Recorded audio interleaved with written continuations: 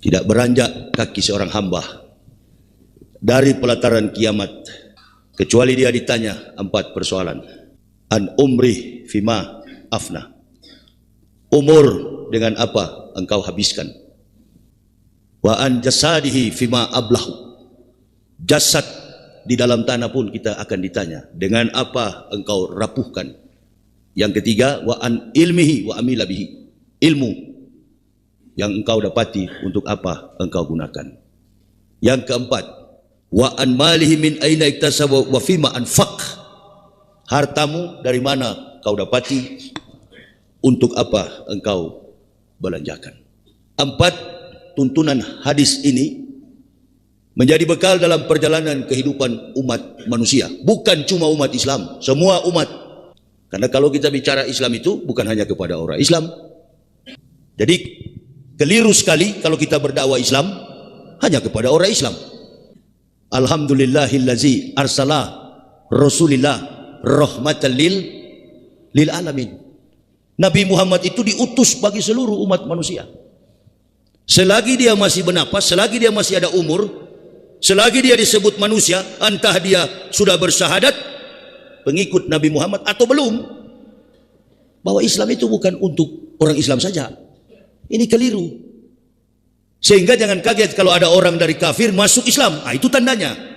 Itu tandanya bahwa Islam itu bukan sekadar agama. Ini yang keliru. Sehingga ada orang di benua Amerika, di benua Eropa, benua Afrika, benua Asia, Australia, yang punya kemampuan intelijensi di atas rata-rata, kemudian mereka masuk Islam. Tanpa harus ibu bapak meyakinkan, Islam ini loh yang betul, kamu masuk Islam. Enggak. Ada satu masjid di Indonesian Muslim Community, Al-Hikmah Mosque in New York. Itu imam besarnya kecil orangnya, orang Muhammadiyah. Namanya Syamsi Ali, orang Makassar, orang Sulawesi. Di New York itu satu hari 10 sampai 20 orang mengucapkan, I witness there is no God but Allah and Prophet Muhammad is the messengers of Allah.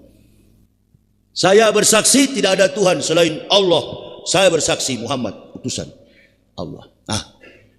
Setelah diinterview, ditelusuri, dicari jejak autobiografinya, kebanyakan dari mereka itu adalah kumpulan kaum jenius, saintifik, secara saintifik, orang-orang yang mengkaji Islam secara ilmu pengetahuan atau tidak, apa yang menjadi bidang spesialisasi mereka, mereka tekuni dan mempunyai komparasi yang kuat dengan Al-Quran.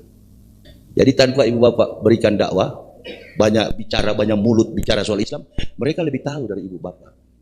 Bersyukur kita walaupun hidup sederhana saja. Kenapa Indonesia ini diberkahi oleh Allah? Bukan karena kayanya Indonesia. Yang saya tanyakan, kenapa Indonesia ini diberkahi oleh Allah? Berarti kaya kan? 3 negara kaya di dunia, Luxembourg, Singapura, and Qatar. Luxembourg, Singapura, negara kaya di dunia. Kaya bukan karena sumber daya alamnya, kaya karena kemampuan intelijensi manusianya. Indonesia ini negara satu-satunya terkaya di dunia karena sumber daya alam. Sumber daya alamnya. Kenapa diberkahi oleh Allah? Negara ini diberkahi oleh Allah karena mayoritas penduduknya beragama Islam. Mayoritas beragama Islam. Andai di Bali minoritas kaum mukmin, biasa negara itu terpuruk. Contohnya yang di Kamboja kemarin, kelompok minoritas yang diusir-usir sampai lari ke Aceh, lari ke India, lari ke Malaysia, suku Rohingya. Itu minoritas. Di mana ada kelompok umat Nabi yang minoritas, pasti diserang oleh mayoriti. Kelompok mayoritas akan menindas. Kita bersyukur di Indonesia ini, mayoritas kita beragama. Lalu kita evaluasi kembali. Saya kan tadi malam jam 1 baru tidur. Kita banyak ngobrol di rumahnya Pak Parno bersama Pak Agus, Pak Budi, sambil kita di depan api mengingatkan memori kita kembali untuk melihat, kok negara ini jadi begini ya Ustadz? Keributan di pusat Jakarta, bahkan di daerah-daerah. Justru dari situ kekuatan publik mendukung rezim yang sekarang ini berkuasa. Innallaha ma'a sabirin. Ya ayyuhalladzina amanus ta'inu bis-sabri washolati innallaha ma'a sabirin. Minta pertolongan kepada Allah dengan sabar dan solat. Nah, setiap habis solat, kajian ilmu pengetahuan, kajian tentang tematis Quran dan hadis disampaikan. Nggak perlu demo, nggak perlu dulu introspeksi dulu. Ada waktu Nabi menyerang dan sahabat, ada waktu Nabi dan sahabat berdiam, bukan mundur pasang kuda-kuda, mengevaluasi sekaligus bahkan introspeksi diri. Umat Islam ini sedang diuji oleh Allah. Umat Islam sedang diuji oleh Allah. Padahal kalau dilihat secara logika, hanya satu keluarga dampaknya begitu luas. Ustadz lagi demo semua, demo untuk apa? Nggak ada guna itu. Demo untuk apa? Apa hasilnya? Kekuatan dalam satu lembaga negara demokrasi, demos and krator. Tahu dulu, demos adalah rakyat, krator itu adalah pemerintahan. Teokrator, teos adalah Tuhan, krator itu pemerintahan Tuhan, pemerintahan kekal. Teos and krator, demos and krator. Kira politikus paham gak itu? Susahnya kita di Indonesia ini, Allahu Akbar. Bukan menolong agama Allah. Quran yang saya baca tadi adalah petunjuk, dorongan, dan motivasi bagi kita semua. Itu ayat yang tidak asing lagi. Anak TPA pun tahu itu. Surat Muhammad ayat yang ke-7. Ya ayyuhalladzina amanu in tansurullah yanzurkum wa yusabbit aqdamakum. Wahai orang-orang beriman, barang siapa menolong agama Allah, maka Allah menolongmu dan meneguhkan kedudukan. Rapuh kita ini, bukan teguh. Ibarat rumah kita ini sudah miring begini. Ya, untuk mendongkrak. Di kampung-kampung begini tuh kalau kita lihat pemandangan, ada rumah, ada gubuk yang mau roboh, kalau tidak diaspak dengan balok atau apa, tiang, bisa jadi rumah itu atau gubuk itu roboh. Begitulah kondisi Islam di Indonesia sekarang. Satu keluarga menundukkan 200, berapa jumlah penduduk Indonesia? 270 juta atau berapa, saya tidak tahu karena saya tidak selalu tiap pemilu atau pilpres saya tidak pernah tusuk-tusuk itu. Nah, kenapa tidak ini? Saya cuma suruh pilih Anies kemarin, suruh jamaah pilih Anies, tapi saya punya suara satu ini tidak berpengaruh.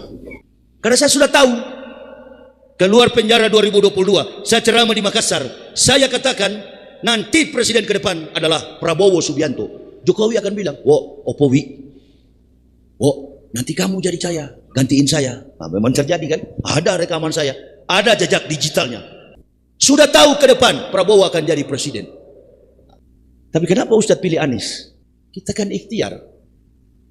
Siapa tahu Allah dapat merubah. Tapi kayaknya Anies tidak jadi presiden karena rapuhnya negara ini akibat pertahanan dari luar. Harus tentara. Kalau tidak, ibarat perahu. Saya masih kecil pernah mancing. Daerah Manado itu daerah laut dan pegunungan juga, dingin. Kita mancing di tengah laut, bocor perahu kita. Dari 3 orang yang pergi mancing, 1 tidak bisa berenang. Dia paling panik. Ini kalau air makin banyak, ya dilimas, dibuang airnya. Dibuang airnya. Tapi tambah masuk ke dalam, tambah panik. Saya nggak panik, karena saya bisa berenang. Lama-kelamaan, airnya makin banyak dalam perahu. Inilah kondisi kita. Sedikit waktu lagi, Indonesia ini akan dikuasai. 9 cacing yang ada di negara kita ini, orang bilang 9 naga, saya bilang 9 cacing. Cacing itu penyakit kalau dia masuk dalam tubuh manusia. 10 tahun lamanya rezim ini berkuasa. Tidak ada yang mampu mengalahkan. Satu keluarga, termasuk Jawa Tengah ini. Introspeksi diri kita. Begitu. Berkumpul di masjid, punya bekal bagi pegangan jamaah. Begini jadinya kondisi negara kita. Memang begini. Siapapun ustadz yang dihadirkan di masjid, tapi kalau tidak punya konsep politik, tidak usah jadi ustadz. Apalagi kalau cuma singgung-singgung. Bilang aja nama Jokowi dan keluarganya, tidak usah singgung-singgung. Kadang-kala ada jamaah yang paham, ada jamaah yang mengantuk, nggak ngerti, apalagi di kampung. Kita tunduk semua. Kita nggak apa-apa masyarakat. Yang paling riskan sekali adalah ketua-ketua partai politik. Jadi ibu bapak mau demo, satu Indonesia ini umat Islam mau demo, tidak semua umat Islam demo. Tidak usah jauh-jauh partai yang memihak kepada umat Islam sekarang ini. Saya kan baru pulang dari Medan 3 hari lalu.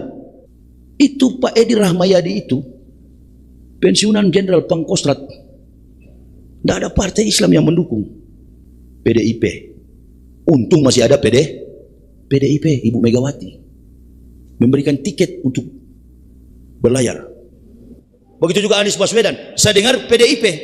Ini orang-orang potensi semua. Generasi bangsa. Generasi yang merubah. Terus, agent of change. Apa itu? The backbone on the next time. Future.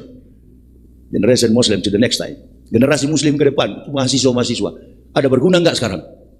Berguna enggak sekarang? Tidak berguna. Dikunci semua. Hanya satu keluarga ini.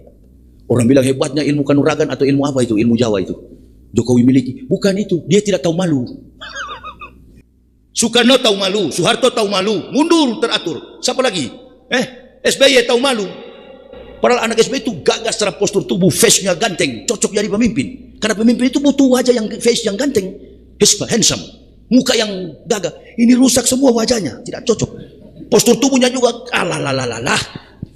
ditambah isi kepala memang kosong, kata Rocky Gerung, habis oksigen. Gitu. Rocky Gerung berani, bukan Ustadz. Ada satu yang berani juga dari Jawa Tengah ini, Ustadz Andre. Kadang-kadang konsep kita hampir sama dalam konsep teori politikal. Politikal. Ini sudah politik kelas tinggi. Permainan apa ini? Permainan orang-orang Yahudi. Cara hidup Yahudi, metodologi hidup Yahudi, konsep Yahudi, baik dalam bidang politik, sosial, keuangan, bahkan sampai kepada agama. Dimainkan. Lalu orang bertanya, jamaah bertanya, itu 5 orang kemarin yang pergi ke Israel, itu kutu busuk semua itu. Tanya ibu-ibu yang di belakang itu, kalau mereka, siapa mereka di antara mereka yang banyak kutu di kepala? Kalau orang banyak kutu itu tidak diam, garuk terus biar pakai jilbab. Nah ini yang bikin bangsa ini kacau balau. Ingin membangun relasi dengan bangsa yang dibenci oleh founding fathers dan tidak pernah membangun hubungan bilateral dengan Israel, laknatullah. Ini. Tapi kan generasi kita sok jago, sok pintar, akademisi.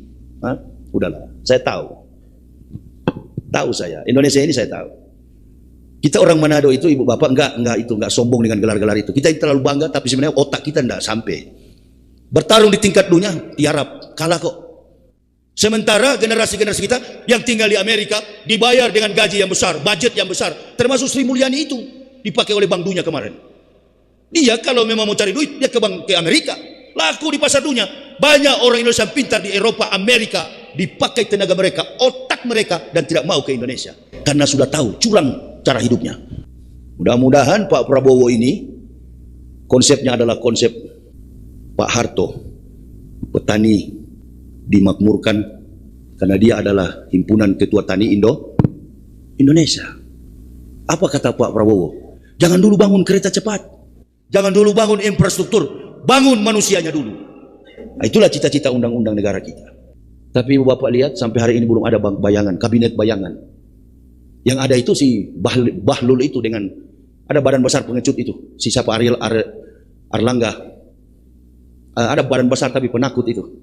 Erlangga Hartarto, ketua umum Golkar. Itu saja bergulir di media, di YouTube. Malas kalau melihat itu. Badan besar tapi pengecut. Mundur. Yang ganti ini ayam hutan ini. Kecil, hitam, muka jelek. Kok pemimpin itu bukan saya mengolok-olok. Tidak boleh dalam Islam itu mengolok-olok wajah orang. Tapi setidak-tidaknya negara kita ini zaman modern, modernisasi and secularism. Pemimpin itu mesti jago bicara, punya konsep pemikiran leadership. Dan pemimpin dalam studi leadership kepemimpinan tidak pernah cari pengikut yang datang ke dia. Nah, ini bikin IKN panggil artis-artis naik motor. Udahlah, sandiwaramu sudah berakhir. Game is over. Nah, ibu bapak mesti berpikir biar di desa. Jadi percuma. Stop dengan macam-macam gerakan-gerakan apa saya bilang itu diadu domba nanti. Kalau terjadi kerusuhan, maksud saya dia lagi yang pimpin. Ini orang tidak bisa tidur, tinggal pikir. Pernah minta tiga periode. Megawati tolak. Dan itu serasa sakit hati yang luar biasa. Nah, menggunakan tangan orang lain untuk mengacaukan sistem. Apabila konstitusi melarang dia untuk maju, konstitusi dihajar. Konstitusi digiling. Sampai rata, baru dia bisa maju.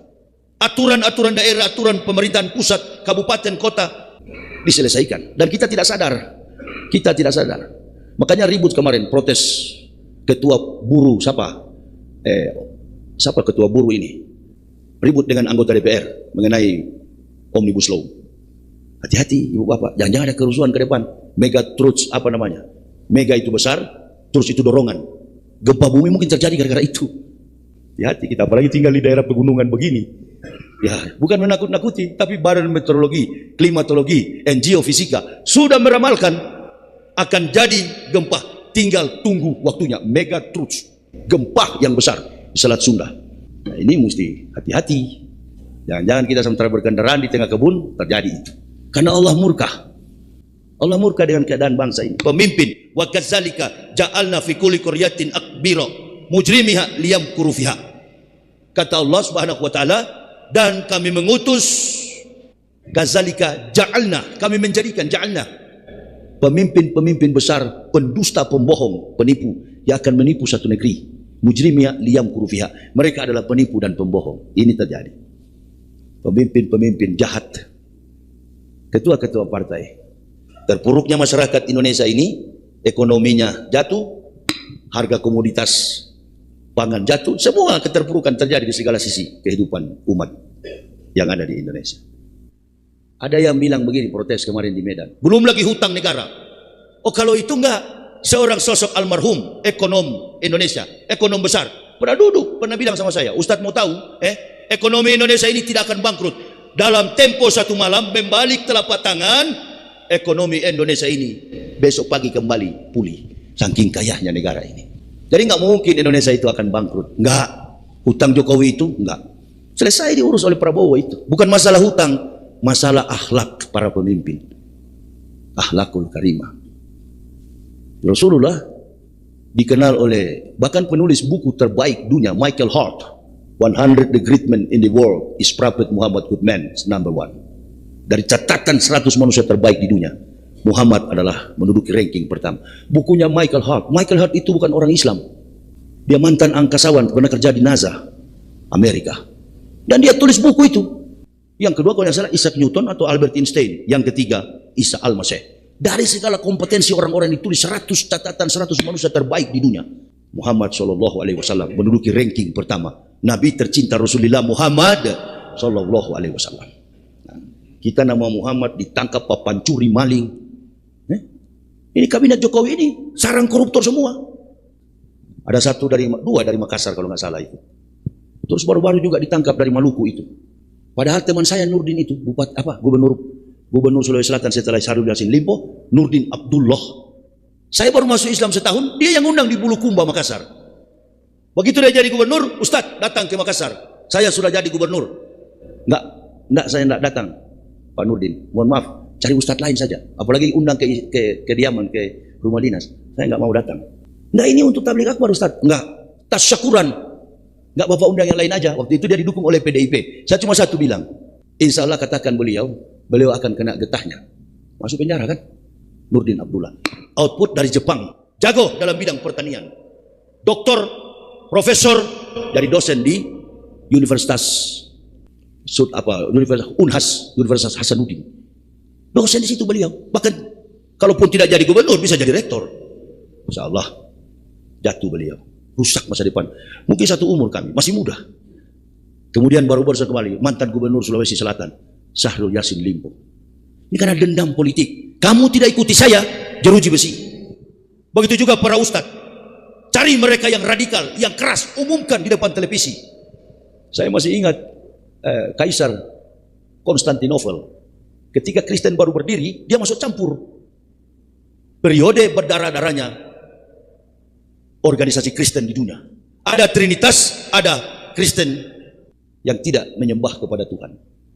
Makhluk dan benda. Ribut sampai berdarah-darah, berbunuh-bunuhan mereka. Kemudian Konstantinopel memilih jalan untuk menjadi pengikut Trinitas. Artinya begini ibu bapak, kalau kepala negara, pemerintah sudah masuk campur urusan agama, kacau ini. Negara akan kacau. Ada maksud apa? Ustadz ditangkap berdiri depan televisi. Saya menyampaikan ada 200 ustadz terindikasi radikal. Sampai saya orang dari kafir begini pun yang masuk Islam dibilang radikal. Karena kami tidak mengikuti. Walaupun ustadz kamu, walaupun habib kamu, walaupun kiai kamu, kalau tidak mengikuti irama dendang kami, tangkap. Jadi yang tidak ditangkap itu, seperti yang saya bilang tadi malam, itu gondrong itu. Siapa yang mau jadi, siapa? Gus Agus, namanya bukan Gus itu, Agus Miftah. Ada orang Lampung kasih tahu saya. Kasih tahu, dia bilang, saya bilang nama bukan Gus, Agus. Dulu kan termasuk si siapa itu, burung nuri itu yang rambut gondrong. Nuril atau siapa itu. Saya bicara di YouTube itu.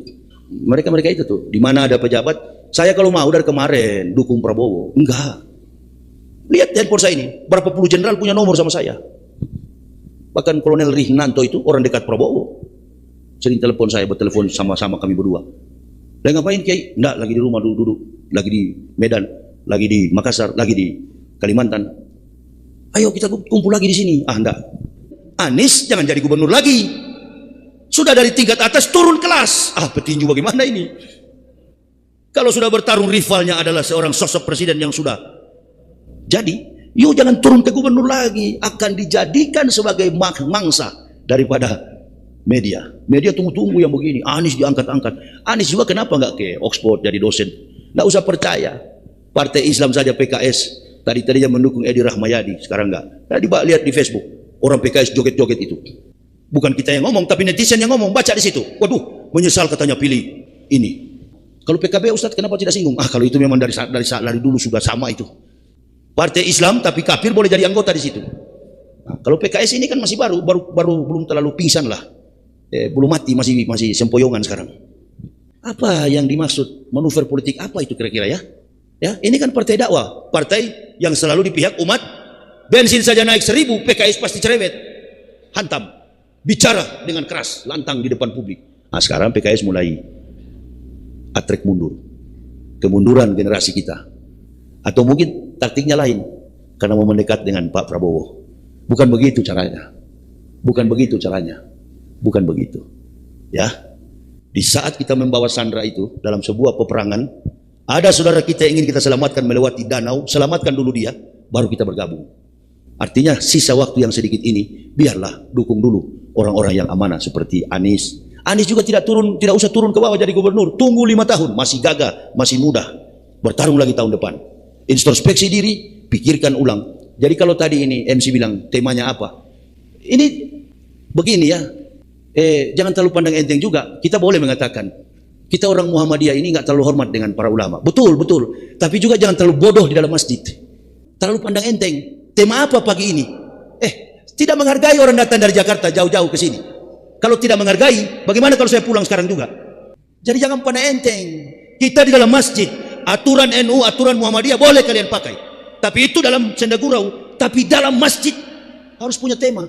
Pandang enteng betul, saya duduk di sana sudah jengkel saya. Hampir saya tidak duduk sini bicara. Ini watak orang Islam yang Islam bukan maju, mundur. Tema apa ini katanya? Pandang enteng betul. Yuk cari satu Indonesia ini kalau ada seberani Yahya Waloni. Kalau ada saya mundur, saya tidak mau berdakwah lagi. Dan saya, you mesti tahu, saya tidak minta umat Islam bela. Nggak tahu tema apalah. Karena saya adalah panutan umat. Itu mestinya semua kiai pegang dalam hidup. Jangan di sana penguasa ngekor ke sana. Ulama di depan, di belakang Umaro. Kalau itu watak itu kita pasang betul, orang akan segan agama ini, bukan segan kepada kita. Coba tanya Pak Agus dengan siapa ini? Pak Parno tadi malam. Di saat kita enjoy, relax men. Di saat kita di masjid, jangan main-main. Saya tunggu sampai subuh ini. Harusnya kan panitia masjid ini sudah bikin tema. Apa datang kita ini cuma mau cari bantuan Palestina? Tahu saya bantu. Kalau itu tujuannya. Dan saya selesaikan pagi ini. Panggil istri, pulang. Di satu sisi, kedinginan juga tempat ini. Ya, jangan main-main. Oh, kita ambil tema. Tema apa ya? Sudah seperti tadi malam lah. Bukan. Mengenal diri pribadi dan introspeksi. Coba tanya ke saya. Nanti saya kasih temanya. Jangan juga terlalu pandang enteng. Baru kalau ustadz lagi bicara, ustadz lain disebut-sebut dalam masjid. Sombong. Tidak menghargai yang datang. Watak model begini Islam tidak akan maju mundur. Hei, yang lain tidak ada, yang ada di sini Yahya Waloni. Amin ya Rabbal. Jangan sebut. Nanti waktunya dia datang, yuk sebut dan puji-puji dia dalam sini.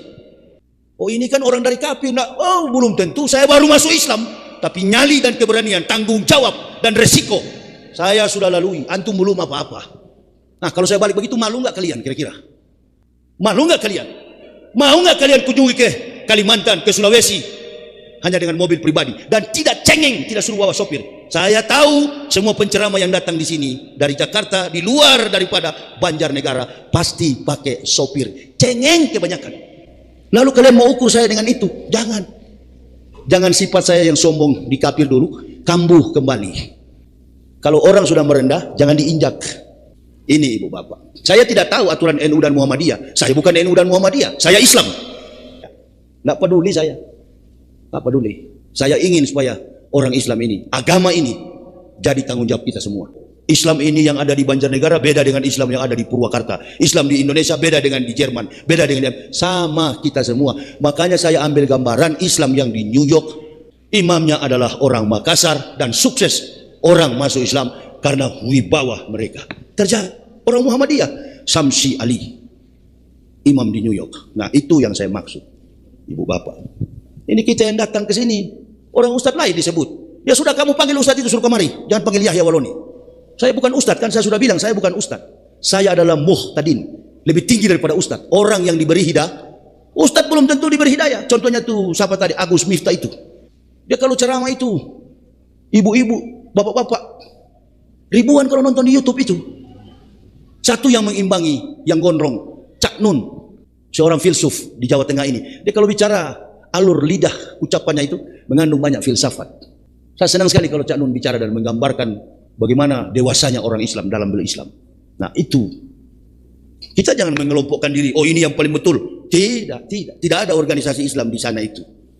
Nah hargai kita, ibu bapak. Introspeksi diri, sadar diri bahwa kita datangkan orang ini demi perjuangan. Tidak perlu dihormati. Hormatilah agama ini. Hormatilah agama ini, bikin judul baik-baik. Serius dengan agama ini, serius. Masuk Islam secara kafah, entah dakwah itu siang, entah subuh. Ya, semua kita dingin, apalagi saya dan suami istri baru kali ini mendapatkan tempat yang dingin sekali begini. Itu sebabnya masih ada kesempatan. Tema sebentar malam apa, materinya apa, sampaikan ke saya, supaya saya bisa bicara dengan tenang, dengan baik. Ya, diumumkan malah ustadz-ustadz lain nanti akan datang ceramah si A, si B, MBA, MBU, MBX, MBR. Jadi ibu bapak pikirkan sajalah, introspeksi diri kita. 2 bulan lagi, mudah-mudahan negara kita akan berubah. Tapi kalau watak kita ini kita pelihara terus, tunggu lagi 10 tahun, 5 tahun ke depan Prabowo, dia giling juga begini. Begitu. Menteri Sosial siapa? Menteri Hukum dan HAM siapa? Menteri Pariwisata siapa? Sekarang saling curiga, saling tegang. Ambivalence, pertentangan perasa. Aduh kalau saya angkat ini, mau nggak ini? Bahkan kemarin dari reshuffle, sudah tinggal 2 bulan, 3 menteri turun. Ini Bahlul yang pertama turun. Turun dengan tujuan untuk pegang Golkar. Nah, jadi ibu bapak, perjuangan kita Islam ini bukan cuma agama Islam di Indonesia. Ada kafir, Kristen, Hindu, Buddha. Ini ambisi. Belum ditambah dengan orang-orang munafik yang suka menjilat kotoran kafir. Ada kiai satu yang suka, di mana kafir itu pergi, dia juga pergi. Orang dari Lombok sana. Di mana orang ini ketua partai pergi, dia pergi. Padahal dia belajar Islam di Mesir. Ada nggak kiai begitu? Ada mantan gubernur Lombok Nusa Tenggara Barat. Ini orang ketua partai, dia kiai, ustadz, temannya Ustadz Abdul Somad dulu, satu output dari Mesir sana. Saya ini output dari Israel, dari kafir, tapi serius dengan agama ini. Nah jadi bapak jangan bermain-main dalam masjid. Kalau di luar masjid kita boleh main-main, tapi dalam masjid jangan. Satu yang saya tidak buang dari kafir itu disiplin. Coba nanti hari Minggu pagi bapak ngintip di gereja. Intip di gereja. Kalau orang Kristen kebaktian itu, tidak ada yang goyang. Disuruh berdiri, dia berdiri. Ibadah orang tua, tidak ada anak-anak di dalam masjid, di dalam gereja. Anak-anak ada kebaktiannya, Sunday school, sekolah minggu. Orang tua-tua duduk dengan rapi. Dan betul-betul mereka menghormati pemimpin kafir, pemimpin mereka. Nah di Islam ini lemahnya itu, payah. Ikut-ikutan berpolitik. Ya itu saya bilang, itu spanduk-spanduk. Gus-gus apa itu? Ada Kapolda itu, Pak Lutfi, calon gubernur. Ini Suruk ya. Saya mau kembali ke ini, ke tempat Pak Parno, karena mau berjemur apa. Tapi sudah mulai berkeringat saya, sudah nggak dingin. Ada Kapolda itu, Pak Lutfi, Irjen Pol. Ya cocok lah kalau jadi gubernur ke depan atau ulama. Bukan ustadz ya. Tulis Gus di situ, Kiai Haji, janganlah jadi gubernur, nggak usah. Cukup jadi penceramah saja, begitu. Ini, ya. Enggak, supaya umat Islam dibawa. Enggak. Islam sudah terlanjur berbeda-beda. You kiai apa? Kiai NU. Ada Muhammadiyah. You kiai apa? Muhammadiyah. Ada NU. Jadi mari bersatu. Cara bersatunya itu nggak usah jadi pemimpin, jadi umaro, jadilah ulama. Saya kira itu. Intinya dakwah pagi ini adalah introspeksi demi kebaikan negara, terutama Islam di masa akan.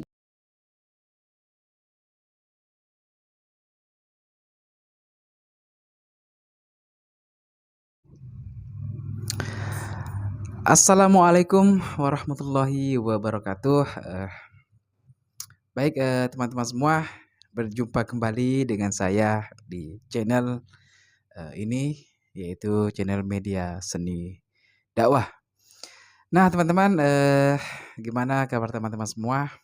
Mudah-mudahan selalu sehat walafiat. Amin ya robbal alamin. Baik teman-teman semua, kali ini saya akan memberikan tutorial lagi cara edit. Ini cara mengedit video maupun foto. Namun pada kesempatan ini saya ingin memberikan tutorial mengedit video, foto menjadi ya video ya. Nah teman-teman, selalu saya katakan bahwa apa yang saya bagikan ini, yang saya tutorialkan ini hanya untuk teman-teman yang masih pemula, yang masih belum tahu caranya mengedit video maupun foto teman-teman ya. Jadi sekali lagi saya katakan ini terkhusus untuk teman-teman yang masih sangat pemula, yang ingin belajar caranya mengedit video maupun foto.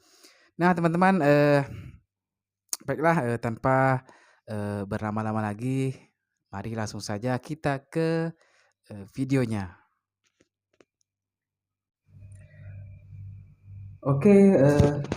Oke teman-teman, sebentar teman-teman ya. Di sini sebentar, saya ingin memasang mic-nya terlebih dahulu karena mic-nya ini belum dipasang ya. Lupa teman-teman.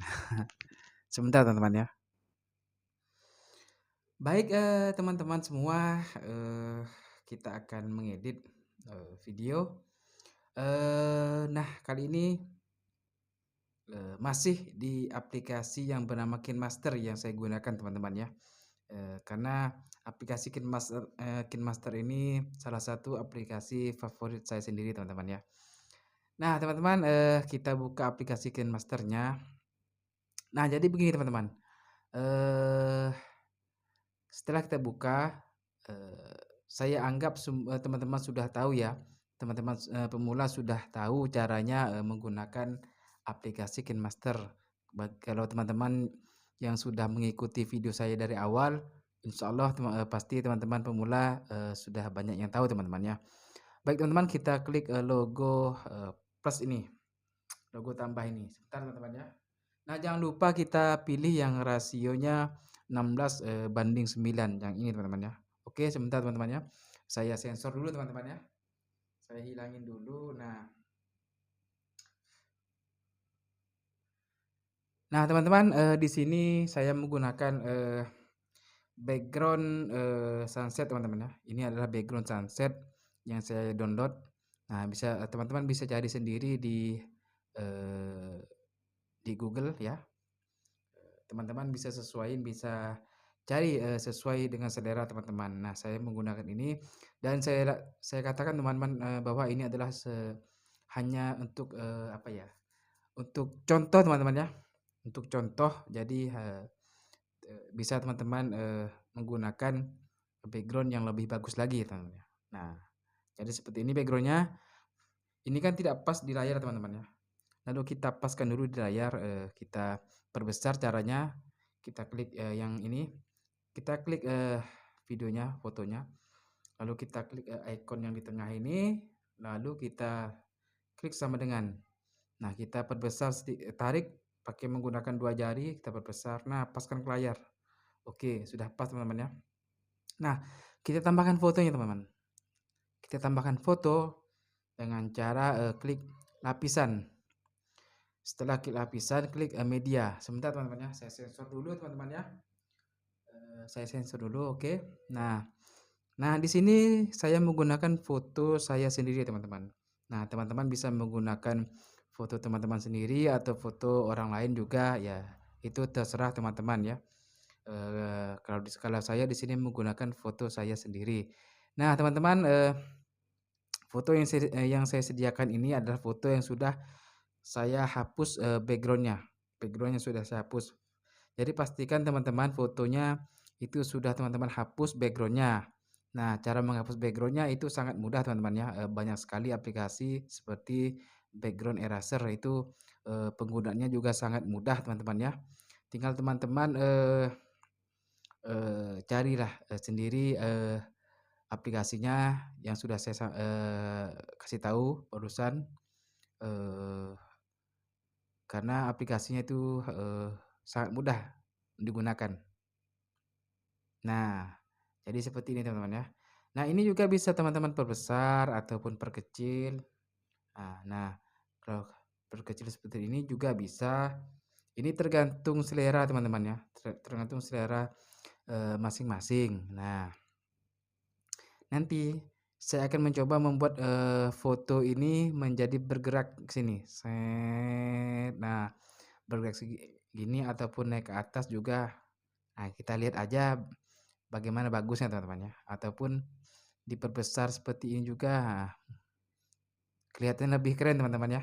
Nah nah caranya gampang teman-teman ya, kita menggunakan, Chroma Key namanya teman. Kita menggunakan, yang namanya Chroma Key. Nah, jadi, eee, caranya kita klik layarnya yang difoto ini, nah, lalu kita geser terlebih dahulu, geser nah nah segini aja teman-teman ya, segini aja. Lalu kita klik, sebentar teman-teman, ini durasinya berapa detik ini? Oh, durasinya 4 detik. Kita panjangin aja menjadi 5 detik lebih teman-teman ya, 5 detik lebih lah sedang, nah nah kita klik, layarnya, sudah setelah kita sesuaikan durasinya 5 detik, lalu kita klik, ikon kunci dari ini teman-teman, Chroma Key ini. Nah, teman-teman sebentar. Nah, ini kita klik. Nah, sehabis itu kita geser teman-teman ya, geser, seperti ini, geser seperti ini teman-teman ya. Nah, geser sampai ya mungkin di sini aja teman-teman ya. Nah, sini aja, nanti nanti teman-teman bisa sesuaiin sendiri. Nah, lalu kita yang videonya ini kan ada garis-garis putus-putus nih. Nah, kita geser, geser teman-teman, geser, sesuaiin, kita sesuaiin. Nah, mau segini atau segini juga boleh. Nah, kalau saya oke lah sini. Lalu kita klik oke teman-teman, oke, oh mantap. Nah, coba kita play teman-teman ya. Wih, sudah mulai kelihatan keren teman-teman ya. Oke, kita sekali lagi kita play. Wih, mantap. Ini kan jadi ini cukup mudah teman-teman ya. Teman-teman yang sangat pemula ini pasti insya Allah bisa dipahami ya, bisa diikuti seperti ini. Nah, nah ini berhubung foto saya ini tidak matching, tidak ngeblend dengan backgroundnya, bolehlah kita atur sedikit pencahayaannya. Klik layarnya, kita klik yang namanya penyesuaian warna. Nah, kita aturlah sedikit-sedikit ya teman ya. Digelapin juga boleh sedikit. Ataupun diterangin atau kontrasnya kita naikin agar sedikit aja. Kita ya atur-atur teman ya. Terus saturasinya kita bisa dinaikin, kita ulik-ulik teman ya, naikin agar kita atur lagi agar lebih apa ya, lebih menyatu dengan backgroundnya. Ya, kita mungkin serasa cukup nih.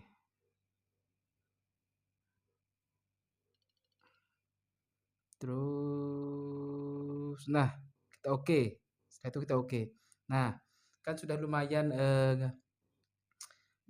menyatu dengan background teman-teman ya. Nah, terus habis ini kita pengen ngapain lagi? Nah, atau kita pengen menambahkan teks. Nah, kalau kita ingin menambahkan teks, tinggal kita klik lapisan, kita pilih teks, lalu kita tulis apa ya? Contoh lah kita tulis sunset gitu. Sunset aja teman-teman sesuai background. Nah, ini fontnya bisa kita ubah dengan cara mengklik ikon A besar A kecil ini. Nah, pilih teman-teman ya, pilih teman-teman yang teman-teman mau. Sini banyak. Nah, ini terserah teman-teman semua nih. Atau saya pilih ini aja. Coba kita lihat. Oh, jelek teman-teman ya, kurang. Saya pilih basic aja teman-teman, ataupun yang Android ini. Saya pilih yang biasa aja lah. Nah, jadi seperti ini teman-teman ya. Gimana kalau kita besarin seperti ini teman-teman? Wis. Kita sesuaiin. Nah. Wih. Mantap nih teman-teman. Nah, bagaimana kalau sunset ini kita campur ya? Kita klik teksnya, kita pilih mencampur. Di sini ada mencampur. Kalau kita pilih hamparan gimana sih? Wis, mantap. Kalau kita pilih memperbanyak, hilang layar biasa, cahaya lembut, cahaya keras, memperterang, menggelapkan, warna. Lalu di sini saya akan memilih hamparan teman-teman ya. Nah, hamparan seperti ini teman-teman. Hamparan dia menyatu dengan backgroundnya. Nah, kan fotonya ini di belakang teks ya. Coba kita teksnya ini kita klik teksnya atau klik fotonya juga bisa. Nah, terus kita pilih titik 3 di sini teman-teman. Titik 3 yang ada di sini. Nah, kita pilih pindah ke depan. Majukan. Nah, maka foto ini akan maju di depan teks. Coba kita lihat. Wih, mantap teman-teman ya. Coba tagnya kita atur lagi. Oh, keren di sini teman-teman ya. Keren di atas saja. Oke. Coba tes. Wih, mantap teman-teman ya. Simple tapi menurut saya ini mantap dan keren lah pokoknya. Nah, teman-teman, jadi hanya seperti ini. Baik teman-teman, sebentar. Nah, baik teman-teman semua, kita sudah tadi menyimak cara mengedit foto menjadi video yang hasilnya seperti ini teman-teman ya. Nah, itu hasilnya. Wih, sederhana, mudah untuk diikuti, dan mudah untuk dipahami teman-teman ya, karena cukup ya simple dan juga tidak kalau menurut saya ya tidak ribet lah teman-teman ya ngeditnya. Dan kalau menurut saya ya ini sudah sangat keren teman-teman ya. Sudah sangat keren. Coba kita lihat sekali lagi. Wih, mantap teman-teman ya. Dan ini bisa teman-teman kembangin sendiri teman-teman ya. Teman-teman bisa lebih berkreativitas lagi, bisa lebih keren lagi dari ini. Di sini saya hanya ingin mencontohkan, ingin memberikan, pengetahuan apa yang saya pelajari, tentang mengedit lah. Dan ini kalau teman-teman sudah paham ini, teman-teman bisa membuatnya lebih keren lagi teman-teman ya, lebih, berkreasi lagi, lebih, pokoknya lebih wah lah, lebih mantap lah pokoknya. Jadi, di sini saya hanya membagikan, cara dasarnya dalam mengedit video menggunakan aplikasi yang, eee, yang mudah, yaitu aplikasi KineMaster teman-teman ya. Nah, gimana teman-teman, cukup, apa ya, cukup keren? Baik, teman-teman semua, mungkin, cukup sampai di sini dulu, video ini, video tutorial yang singkat ini, video tutorial yang, mudah ini, video tutorial yang khusus untuk, pemula ini yang ingin belajar cara, mengedit lah di dunia editing. Jadi kalau teman-teman, sudah tahu dasar-dasarnya, teman-teman sudah mengikuti video ini dari video apa, channel ini dari awal, insya Allah teman-teman akan, mendapatkan, ilmu dasarnya dan ilmu dasar ini bisa teman-teman kembangkan sendiri menjadi ya bisa menjadi lebih keren dari saya yang ngedit ini teman-teman ya. Nah teman-teman, baik, terima kasih teman-teman ya, sudah, menonton video ini dari awal sampai akhir. Terima kasih sudah mensupport, mendukung, channel ini. Mudah-mudahan channel ini juga bisa memberikan manfaat kepada teman-teman semua, terkhusus bagi teman-teman yang masih sangat, pemula yang ingin, belajar cara mengedit video maupun foto. Nah teman-teman, ya mungkin hanya ini saja yang dapat saya sampaikan. Mohon maaf apabila, penyampaian saya kurang, apa ya, kurang jelas, kurang fasih berbicaranya, belepotan, eee, namun karena saya hanya ingin ada niat berbagi teman-teman ya. Jadi meskipun saya masih belum fasih, apanya, public speaking-nya, mohon dimaafkan. Karena saya juga masih pemula, masih ingin belajar juga teman-teman ya. Ya kita sama-sama belajar. Baik, teman-teman semua, terima kasih sekali lagi. Saya ucapkan terima kasih banyak, dan saya akhiri. Assalamualaikum warahmatullahi wabarakatuh.